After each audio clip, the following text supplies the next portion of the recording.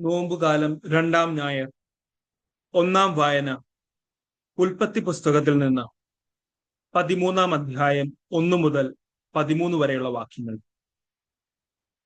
Abram ഭാര്യയോടും സ്വന്തമായ സകലത്തോടും കൂടെ ഈജിപ്തിൽ നിന്ന് നെഗേബിലേക്ക് പോയി. ലോത്തും കൂടെയുണ്ടായിരുന്നു. അബ്രാമിന് ധാരാളം കന്നുകാലികളും സ്വർണവും വെള്ളിയും ഉണ്ടായിരുന്നു. അവൻ നെഗേബിൽ നിന്ന് ബഥേൽ വരെയും ബഥേലിനും ഇടയ്ക്ക് താൻ മുമ്പ് കൂടാരമടിച്ചതും ആദ്യമായി ബലിപീഠം പണിതതുമായ സ്ഥലം വരെയും യാത്ര ചെയ്തു. അവിടെ അബ്രാം കർത്താവിന്റെ നാമം വിളിച്ചപേക്ഷിച്ചു. അവന്റെ കൂടെ പുറപ്പെട്ട ലോത്തിനും ആട്ടിൻപറ്റങ്ങൾക്കും കന്നുകാലി കൂട്ടങ്ങൾക്കും കൂടാരങ്ങളും ഉണ്ടായിരുന്നു. അവർക്ക് ഒന്നിച്ചു താമസിക്കാൻ ആ ദേശം മതിയായില്ല, കാരണം അവർക്ക് വളരെയേറെ സമ്പത്തുണ്ടായിരുന്നു. ഒന്നിച്ച് പാർക്കുക വയ്യാതായി. അബ്രാമിന്റെയും ലോത്തിന്റെയും കന്നുകാലികളെ മേയ്ക്കുന്നവർ തമ്മിൽ കലഹമുണ്ടായി. അക്കാലത്ത് കാനാൻകാരും പെരീസ്യരും അന്നാട്ടിൽ പാർത്തിരുന്നു. അബ്രാം ലോത്തിനോട് പറഞ്ഞു, നമ്മൾ തമ്മിലും നമ്മുടെ ഇടയന്മാർ തമ്മിലും കലഹം ഉണ്ടാകരുത്, കാരണം നമ്മൾ സഹോദരന്മാരാണ്. ഇതാ, ദേശമെല്ലാം നിന്റെ കൺമുമ്പിലുണ്ടല്ലോ. എന്നെ പിരിഞ്ഞു പോവുക. ഇടതുഭാഗമാണ് നിനക്ക് വേണ്ടതെങ്കിൽ ഞാൻ വലത്തേക്ക് പോയിക്കൊള്ളാം. വലതുഭാഗമാണ് നിനക്ക് ഇഷ്ടമെങ്കിൽ ഞാൻ ഇടത്തേക്ക് പോയിക്കൊള്ളാം. ജോർദാൻ സമതലം മുഴുവൻ ജലപുഷ്ടിയുള്ള ഭൂമിയാണെന്ന് ലോത്ത് കണ്ടു. അത് കർത്താവിന്റെ തോട്ടം പോലെയും സോവാറിന് നേരെയുള്ള ഈജിപ്തിലെ മണ്ണ് പോലെയുമായിരുന്നു. കർത്താവ് സോദോമും ഗൊമോറായും നശിപ്പിക്കുന്നതിന് മുമ്പുള്ള അവസ്ഥയായിരുന്നു അത്. ലോത്ത് ജോർദാൻ സമതലം തിരഞ്ഞെടുത്തു. അവൻ കിഴക്കോട്ട് യാത്ര തിരിച്ചു. അങ്ങനെ അവർ തമ്മിൽ പിരിഞ്ഞു. അബ്രാം കാനാൻ ദേശത്ത് താമസമാക്കി. ലോത്ത് സമതലത്തിലെ നഗരങ്ങളിലും വസിച്ചു. അവൻ സോദോമിനടുത്ത് കൂടാരമടിച്ചു. സോദോമിലെ ആളുകൾ ദുഷ്ടന്മാരും കർത്താവിന്റെ മുമ്പിൽ മഹാപാപികളുമായിരുന്നു. രണ്ടാം വായന പ്രഭാഷകന്റെ പുസ്തകത്തിൽ നിന്ന് 31-ാം അധ്യായം 1 മുതൽ 11 വരെയുള്ള വാക്യങ്ങൾ. ധനത്തിലുള്ള അതിശ്രദ്ധ ആരോഗ്യം നശിപ്പിക്കുകയും അതേക്കുറിച്ചുള്ള ഉത്കണ്ഠ ഉറക്കം ഇല്ലാതാക്കുകയും ചെയ്യുന്നു.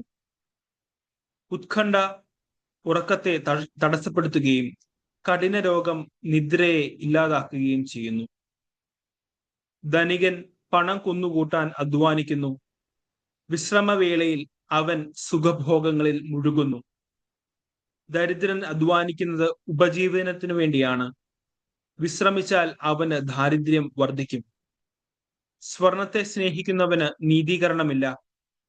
പണത്തെ പിന്തുടരുന്നവന് മാർഗഭ്രംശം സംഭവിക്കും.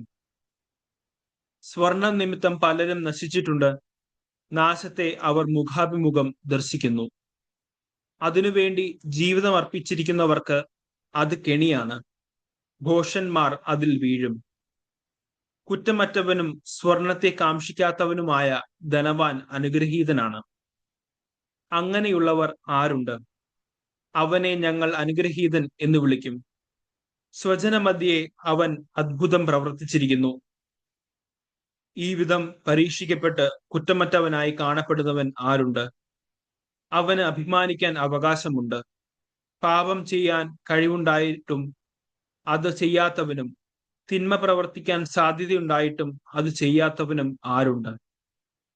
അവന്റെ ഐശ്വര്യം സ്ഥിരമായിരിക്കും. സമൂഹം അവന്റെ ഔദാര്യത്തെ പുകഴ്ത്തും. മൂന്നാം വായന പൗലോസ്ലിഹ തിമോത്തിയോസിന് എഴുതിയ 1-ാം ലേഖനം 6-ാം അധ്യായം 3 മുതൽ 10 വരെയുള്ള വാക്യം.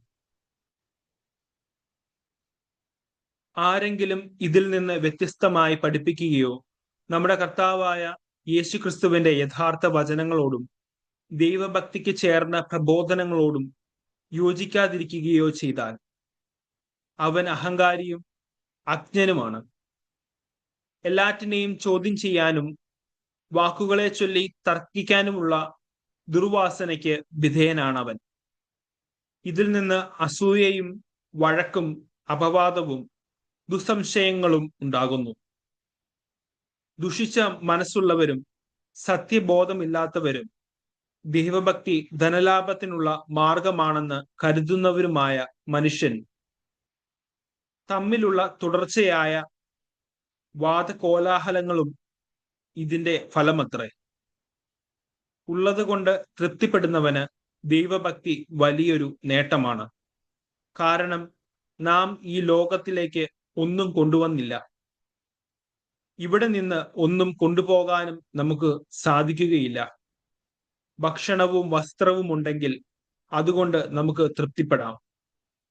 ധനവാന്മാരാകണമെന്ന് ആഗ്രഹിക്കുന്നവർ പ്രലോഭനത്തിലും കെണിയിലും മനുഷ്യനെ അധപതനത്തിലേക്കും നാശത്തിലേക്കും തള്ളിയിടുന്ന നിരവധി വ്യാമോഹങ്ങളിലും നിബന്ധിക്കുന്നു. എന്തെന്നാൽ ധനമോഹമാണ് എല്ലാ തിന്മകളുടെയും അടിസ്ഥാന കാരണം.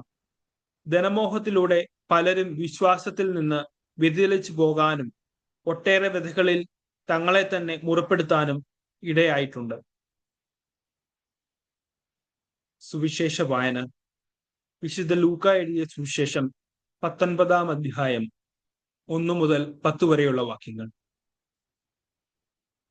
യേശു ജെറീക്കോയിൽ പ്രവേശിച്ച് അതിലൂടെ കടന്നു പോവുകയായിരുന്നു. അവിടെ സക്കേവൂസ് എന്ന് പേരായ ഒരാൾ ഉണ്ടായിരുന്നു. അവൻ ചുങ്കക്കാരിൽ പ്രധാനനും ധനികനുമായിരുന്നു. യേശു ആരെന്ന് കാണാൻ അവൻ ആഗ്രഹിച്ചു. പൊക്കം കുറവായിരുന്നതിനാൽ ജനക്കൂട്ടത്തിൽ നിന്നുകൊണ്ട് അത് സാധ്യമായിരുന്നില്ല. യേശുവിനെ കാണാൻ വേണ്ടി അവൻ മുമ്പേ ഓടി ഒരു സിക്കമോർ മരത്തിൽ കയറിയിരുന്നു. യേശു അതിലെയാണ് കടന്നു പോകാനിരുന്നത്.